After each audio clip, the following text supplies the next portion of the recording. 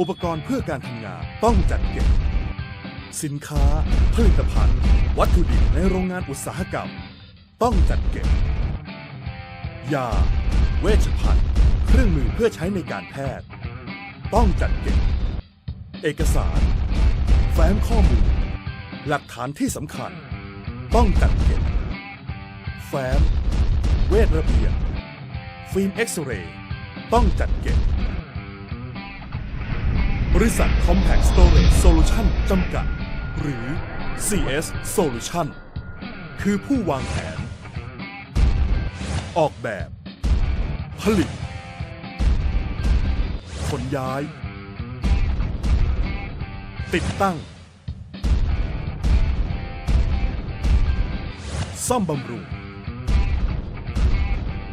ระบบจัดเก็บเอกสารเวชระเบียบและคลังสินค้า